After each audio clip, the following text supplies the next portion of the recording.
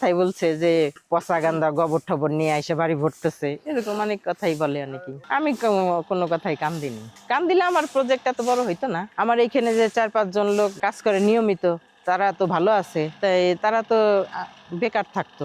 ওটা অনেক বৃদ্ধি, ওই যে অজাতের বৃদ্ধি বেশি, এইটারও অনেক বৃদ্ধি। একটা মাছিতে 900 বাচ্চা দেয়, একটা মাছিতে বাড়তেই আছে। কিন্তু যারা করতে পারে না সাথে লাগিয়ে থেকে, তাদের জন্য সমস্যা। যারা পারে তাদের তো অসুবিধা হয় না।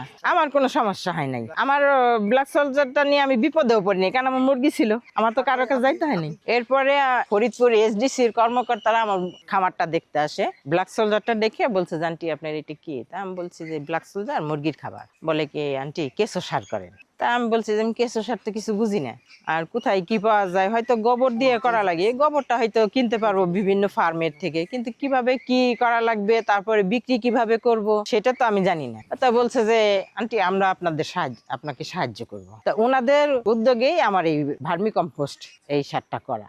2018 সাল থেকে আমি ব্ল্যাক সোলজারটা করার পরে মুরগি করি 3500-এর। এরপরে আমি ভার্মি কম্পোস্টে আসি, তারপরে আমি ট্রাইকো কম্পোস্টও করি।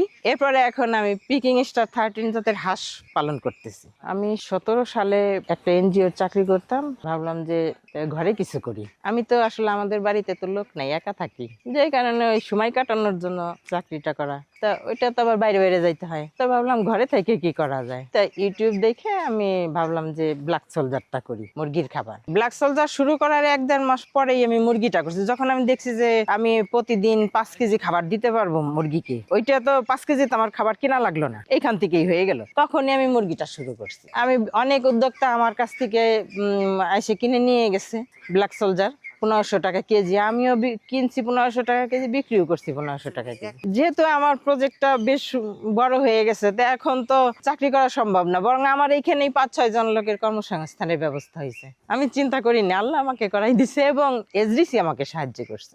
আমাকে হাউস করার জন্য 50,000 টাকা অনুদান দিছে, ওই মেশিন কেনার জন্য 45,000 টাকা অনুদান দিছে। ওনার আর্থিক সাহায্যও করছে। ইউটিউব দেখে দেখে বারবার ইউটিউব দেখে দেখে সার্চ দিয়ে দিয়ে তারপরে করছি, দেখো তো কিভাবে খাবার দিতে হবে, কিভাবে পানি দিতে হবে, কিভাবে মশারি, ওটা তো মশারির ভিতরে আবার বিভিন্ন প্রক্রিয়া আছে, ওইভাবে দেখে দেখে করছি। আমার এখানে যারা কাজ করে, পুরুষরা কাজ করে, ওদের বেতন দেয় আমি 800 টাকা প্রতিদিন। মহিলা কিছু কিছু মহিলাদের সাথে 500 টাকা কিছু কিছু যারা আমার শাড়ি করে দেয়, তাদের সাথে আমার কন্ট্রাক্ট হলো 50 টাকা, 42 কেজি 1 বস্তা করে দেবে 50 টাকা, তাদের সাথে আমার চুক্তি করা। আসলে আমরা যারা মুরগির খামারি আছি, তাদের এই ব্যবসাটা জুয়ার মতো, এই লাভ হইতেও পারে, লস হইতেও পারে। তো আমরা লস হওয়ার পরেও আমরা চিন্তা করি সামনের ব্যাচে যদি লাভ হয়, সেই আশায় আবার বাচ্চা তুলি, নিজেরা চেষ্টা করি যে যদি লাভ হয়।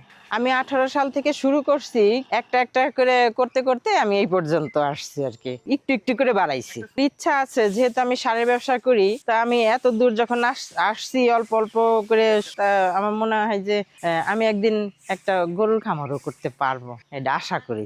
আমি হয়তো উদ্যোক্তা না হইলে এই পর্যায়ে আসতে পারতাম না। তো এখন আমার প্রতি মাসে 1 লাখ টাকার উপরে ইনকাম হয়।